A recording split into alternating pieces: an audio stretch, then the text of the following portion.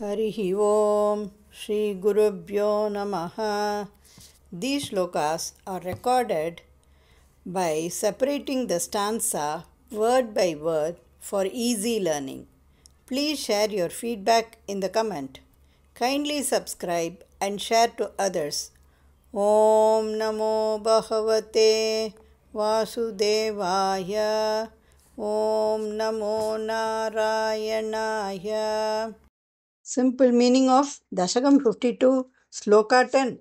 Brahma, now humbled, bowed down to you repeatedly, praised you and returned home. You joyfully entered Gokul with the boys. O Lord of Guruvayur, please protect me from all my troubles. தசகம் 52 ஸ்லோகம் 10 எளிய அர்த்தம். பெருமிதம் மறந்த பிரம்மா உன்னை மீண்டும் மீண்டும் வணங்கி உன்னை போற்றி தனது இல்லத்திற்கு திரும்பினார். நீயும் ஆனந்தத்துடன் சிறுவர்களுடன் கோகுலத்திற்குள் நுழைந்தாய். குருவாயூரப்பா, எல்லா தடைகளிலிருந்தும் என்னை காத்தருளும். श्रीमन्नारायणीयं दशकं 52 श्लोका 10 नश्यन्मदे तदनु नश्यन्मदे तदनु नश्यन्मदे तदनु विश्वपतिं मुहुः त्वां विश्वपतिं मुहुः त्वां विश्वपतिं मुहुस्त्वां विश्वपतिं मुहुस्त्वां विश्वपतिं मुहुस्त्वां नश्यन्मदे तदनु विश्वपतिं मुहुस्त्वां नश्यन्मदे तदनु विश्वपतिं मुहुस्त्वां नश्यन्मदे तदनु विश्वपतिं मुहुस्त्वां नत्वा च नूतवति नत्वा च नूतवति नत्वा च नूतवति धातरि धाम याते धातरि धाम याते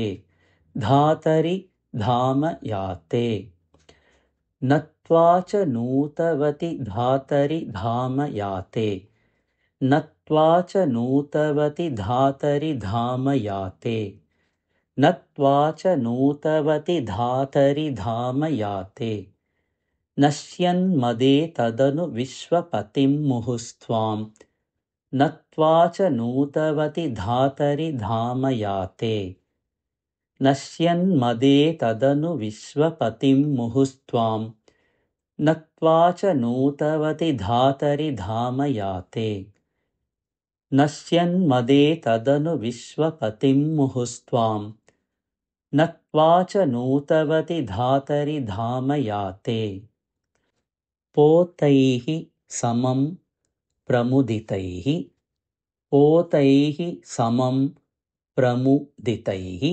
पोतैः समं प्रमुदितैः प्रविशन् निकेतं प्रविशन् निकेतं प्रविशन् निकेतं पोतैः समं प्रमुदितैः प्रविशन् निकेतं पोतैः समं प्रमुदितैः प्रविशन् निकेतं पोतैः समं प्रमुदितैः प्रविशन् निकेतं वातालयाधिपविभो वातालयाधिपविभो वातालयाधिपविभो परिपाहि रोगात् परिपाहि रोगात् परिपाहि रोगात् वातालयाधिपविभो परिपाहि रोगात् वातालयाधिपविभो परिपाहि रोगात् वातालयाधिपविभो परिपाहि रोगात् पोतैः समं प्रमुदितैः प्रविशन् निकेतं वातालयाधिपविभो परिपाहि रोगात् पोतैः समं प्रमुदितैः प्रविशन् निकेतं वातालयाधिपविभो परिपाहि रोगात् पोतैः समं प्रमुदितैः प्रविशन् निकेतं वातालयाधिपविभो परिपाहि रोगात् नश्यन्मदे तदनु विश्वपतिं मुहुस्त्वां नत्वा च नूतवति धातरि धाम याते पोतैः समं प्रमुदितैः प्रविशन् निकेतं वातालयाधिपविभो परिपाहि रोगात् नश्यन्मदे तदनु विश्वपतिं मुहुस्त्वां नत्वा च नूतवति धातरि धाम याते पोतैः समं प्रमुदितैः प्रविशन्निकेतं वातालयाधिपविभो परिपाहि रोगात् नश्यन्मदे तदनु विश्वपतिं मुहुस्त्वां नत्वा च नूतवति धातरि धाम याते पोतैः समं प्रमुदितैः प्रविशन्निकेतं वातालयाधिपविभो परिपाहि रोगात् नश्यन्मदे तदनु विश्वपतिं मुहुस्त्वां नत्वा च नूतवति धातरि धाम याते पोतैः समं प्रमुदितैः प्रविशन्निकेतं वातालयाधिपविभो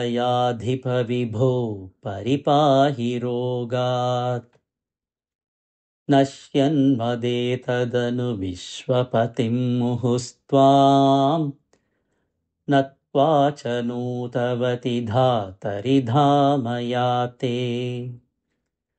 पोतैः समं प्रमुदितैः प्रविशन्निकेतं वातालयाधिपविभो परिपाहि रोगात् नश्यन्मदे तदनु विश्वपतिं मुहुस्त्वां नत्वा च नूतवति धातरि धाम याते पोतैः समं प्रमुदितैः प्रविशन्निकेतं वातालयाधिपविभो परिपाहि रोगात्